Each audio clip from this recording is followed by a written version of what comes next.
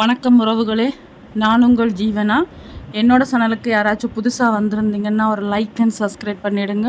இன்றைக்கி இந்த வீடியோவில் எதை பற்றி பார்க்க போகிறீங்கன்னா, ஒரு சூப்பரான பால் கொழுக்கட்டை தான் பார்க்க போகிறீங்க. அதுவும் இலங்கை ஸ்பெஷல்.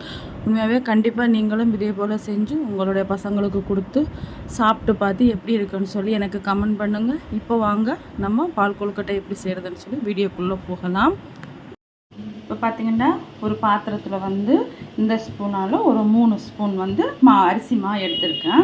இந்த அரிசி மாவில் கொஞ்சோண்டு உப்பு போட்டு மிக்ஸ் பண்ணிவிட்டு நம்ம சூடான தண்ணி ஊற்றி நம்ம பால் கொழுக்கட்டைக்கு குட்டி குட்டி கொழுக்கட்டை உருண்டையாக பிடிக்கணும். அதுக்கு சுடு தண்ணி ஊற்றி நல்லா குழைச்சி நம்ம சப்பாத்தி இடியப்பம் பதத்துக்கு எடுத்துக்கலாம்.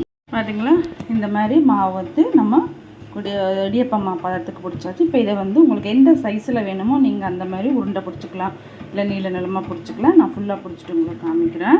நம்ம இந்த உருண்டை பிடிக்கிற டைமில் நம்ம என்ன பண்ணோமோ, ஒரு பாத்திரத்தில் எந்த பாத்திரத்தில் நீங்கள் பால் கொழுக்கட்டை பண்ணுறீங்களோ அந்த பாத்திரத்தில் நல்லா தண்ணி ஊற்றி கொதிக்க வச்சு விடுங்க. அப்போ தான் இந்த உருண்டையை போட்டு நம்ம அவிய வைக்க முடியும்.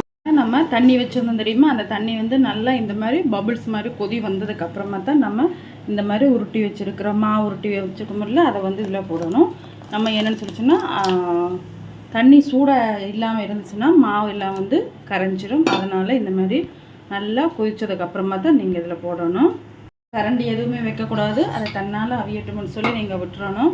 அடுத்தது தேங்காய் இந்த மாதிரி சின்ன சின்ன துண்டுகளை நல்லா கட் பண்ணி வச்சுருக்கேன். அதையும் இதில் போட்டுக்கலாம். போட்டு நல்லா அதை அவியட்டும். அப்போ தான் நமக்கு அந்த பதம்பு வர முறையில். இப்போ பார்த்திங்கன்னா ஒரு 2 நிமிஷம் கழித்து நம்ம அதுக்கப்புறமா கரண்டி போட்டு கிளறிக்கலாம். ஆனால் இப்போ எதுவுமே பண்ணக்கூடாது, அப்படியே விட்டுடுங்க. தண்ணியெல்லாம் நல்லா அந்த அவிஞ்சு வரும்போது மேலே வருது பாருங்கள். இப்போ பாருங்கள், 1 நிமிஷம் 2 நிமிஷம் கழித்து நான் ஓப்பன் பண்ணி கரண்டி வச்சு காமிக்கிறேன் பாருங்கள். இந்த மாதிரி நல்லா அவியட்டும். இன்னொரு பாத்திரத்தில் இன்னொரு 2 ஸ்பூன் மாவு எடுத்துகிட்டு இந்த மாதிரி தண்ணி ஊற்றி நல்லா கை வச்சு கட்டி இல்லாமல் இந்த அரிசி மாவு கரைச்சிக்கோங்க. அப்போ தான் நமக்கு அந்த பால் கொழுக்கட்டையில் போடும்போது திக்னஸ் கொடுக்கும். தண்ணி கொஞ்சம் கொஞ்சமாக விட்டு இந்த மாதிரி மாவு கட்டி இல்லாமல் நல்லா கை வச்சு கரைச்சி விடுங்க. ஸ்பூனாலெல்லாம் கரைச்சிங்கன்னா இந்த மாதிரி கட்டியாக எடுக்க முடியாது. கை வச்சு நல்லா கரைச்சி விடுங்க. இப்போ நம்ம இதை கொழுக்கட்டையில் ஊற்ற வேண்டியது.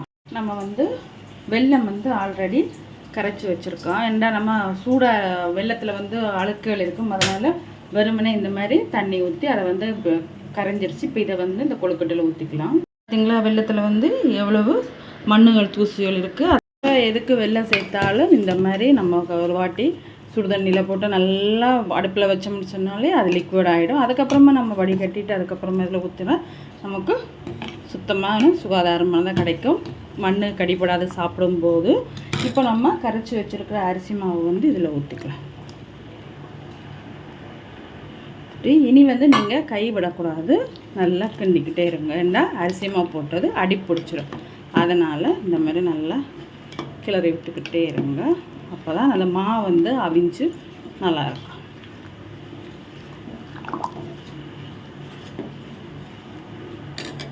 இந்த மாதிரி டைமில் நம்ம ரெடி பண்ணி வச்சுருக்க தேங்காய் பாலை நல்லா ஊற்றிக்கலாம். நல்லா கட்டியான தேங்காய் பால் தான் வேணும். நீங்கள் தண்ணி ஊற்றி நல்லா அரைச்சி கட்டியான பதத்தில் வச்சுக்கோங்க. அப்போ தான் டேஸ்ட்டு கொடுக்கும் நல்லாவே. அதனால தான் தேங்காய் பால் கொழுக்கட்டை சொல்லுவோம். அது ஸ்ரீலங்காவில் ரொம்பவுமே ஸ்பெஷலான ஒரு கொழுக்கட்டை.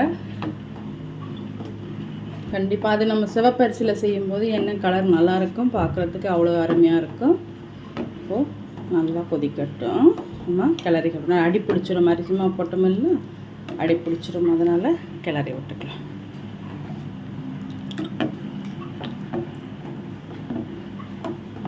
பாருங்க, நம்ம இனி என்ன போல் கிளறினாலும் அந்த உருண்டை கொழுக்கட்டை கரையாது. அதனால தான் அவிஞ்சதுக்கப்புறமா நம்ம கரண்டி விடணும்னு சொல்கிறோம். சில பேர் போட்ட உடனே கரண்டி வச்சிங்கன்னா மாவாக கரைஞ்சிடும். பாருங்கள், இதில் நட்ஸ் எதுவுமே தேவையில்லை, எதுவுமே ஒன்றுமே தேவையில்லை. நம்ம தேங்காய் இருந்தாலே போதும். பாருங்கள் எவ்வளோ அழகாக இருக்குது. சிம்பிளாக வீட்டில் இருக்கிற பொருளை வச்சே செய்யலாம். இப்போ இது நல்லா திக்காகட்டும். தேங்காய் பால் ஊற்றின தேங்காய் பால் எல்லாம் நல்லா சூடாகி கொதித்து வரட்டும். நம்ம அதுக்கு ஒரு 5 நிமிஷம் நல்லா கொதித்து தந்தால் சூப்பரான பால் கொழுக்கட்டை ரெடி ஆகிடும். நம்ம தேங்காய் பால் ஊற்றி நல்லா கொதிக்க விட்டாச்சுருவோங்களே. இப்போ பார்த்திங்கன்னா சூப்பரான பால் கொழுக்கட்டை வந்து ரெடி ஆகிடுச்சு. இதை நல்லா ஆற வச்சுட்டு நம்ம குடிக்க வேண்டியதுதான். ஓகே உறவுகளே, உங்களுக்கு இந்த வீடியோ பிடிச்சிருந்தா லைக் பண்ணுங்கள், ஷேர் பண்ணுங்கள், கமெண்ட் பண்ணுங்கள். மறக்காமல் சப்ஸ்கிரைப் பண்ணி பெல் பட்டனை அழுத்தி விடுங்க. அப்போ தான் நான் போடுற வீடியோஸ் எல்லாம் உங்களுக்கு உடனுடனே வரும் உறவுகளே. மீண்டும் இன்னொரு வீடியோவில் உங்களை சந்திக்கிறேன். நன்றி, வணக்கம்.